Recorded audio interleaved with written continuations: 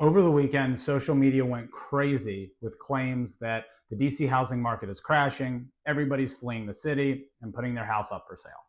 That is absolutely not true. There is no data right now that suggests that that is accurate. Now, I'm not going to sit here and say that that is impossible in the future. I mean, we're losing lots of jobs, lots of federal contracts are being cut. So a scenario like that is possible in the future, but it is absolutely not happening right now.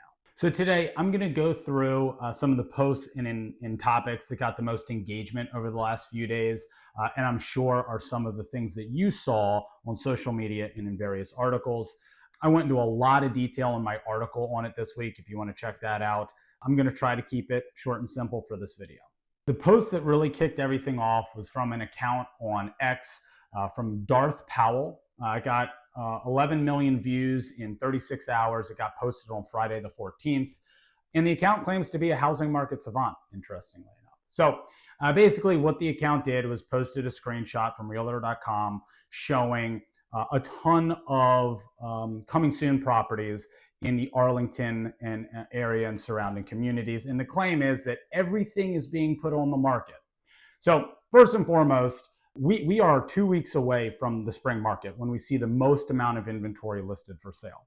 So between March and late May, we are going to see it over 1/3 of homes listed over the course of the year during that 10 to 12 week period. So no kidding, there are a lot of coming soon properties. But the thing is if you look at the actual data instead of just the visual effect of that map, you'll see that it's not even close to accurate. There's not that much coming soon or on the market. We have a severe inventory drought. So in Arlington, as of that Sunday, there were just 42 properties in all of Arlington in coming soon status. Last year, there were 2,200 properties sold in Arlington, which was a historic low over the past few decades.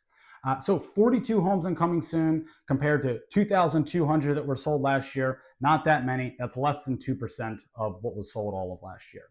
I also redrew the map that account showed. It was all of Arlington and large parts of Falls Church and Mclean and some of DC. And within that map that I recreated, there were a total of 72 homes in coming soon status and 61 homes that were for sale, that had gone up for sale in the previous 2 weeks. And in that same geographic area, last year there were 3,434 sales. So we've got 133 homes coming soon or for sale. And out of 3,434 that were sold last year, that's 3.9%. As we head into the spring market, that is nowhere close to everything being put on market. And we actually need a whole lot more inventory than that. The next post that got a whole lot of attention was from an X account called the Kobisi Letter. It had over 8 million views in 24 hours. And this account actually has over 737,000 followers and claims to be a leading commentary on the global capital market. So be careful if you follow them and listen to them. Their claim was that the median price of a home had fallen by $139,000 since Doge started getting to work and cutting jobs and contracts. It is correct that year over year, the median price in January was down $139,000, which is 8.3%. However, that is just the way the data was made up. Homes didn't actually lose 8.3% in value. In fact, the average home price year over year in January was up $19,677, which is 2.4%. The reason the median dropped so much is because the homes that closed in January of 2025 had a whole lot more condos and co-ops, less expensive homes than in January 2024. So the makeup of that data set just skewed with less expensive properties and therefore pulled the median down. It doesn't mean that that homes are actually losing that much value. And then I will also mention that the account pointed out that in 30 days, nearly 4,000 homes have been listed for sale in and around Washington, D.C. Seems like a lot, right? 4,000 homes. Everybody must be selling. Well, let me give you a couple data points there. Over the last 10 years, The greater DC area has averaged 9,000 homes being listed per month. So 4,000 homes is less than half of the average monthly homes added to the market. In fact, over the last 10 years, there have only been 3 months with fewer than 4,000 homes put on the market. There's also a map of DC that's getting a lot of attention. It shows a bunch of for sale icons around downtown. And the claim is that downtown DC is getting gutted. There's two things that I'd like to point out here. First is that downtown has very densely populated housing.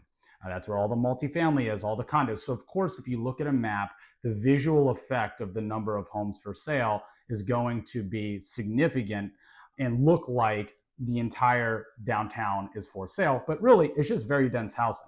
If you go out to the DC suburbs that's not so dense, you'll see a much more sparsely populated map with those for sale icons. The other thing to keep in mind is that the DC condo market has been having issues for the last 3 to 4 years. It has struggled to recover its demand after the pandemic. And so an area like the 16th Street corridor, which has gotten a lot of attention in the last few days with these posts, that map has looked like that well before the election and has nothing to do with the current DOGE and Trump administration cuts. So it is important to have perspective and understand and not just show a single point in time if you're trying to suggest trends. Trend lines cannot be created off of one data point. You need multiple data points. You need perspective. You need historical perspective of what's happening. You need to understand the local market as well. Like I said earlier in this video, the article that I wrote on this topic this week goes into these responses in a lot more detail, has a lot more data points, and shows some of these posts and maps that I referenced.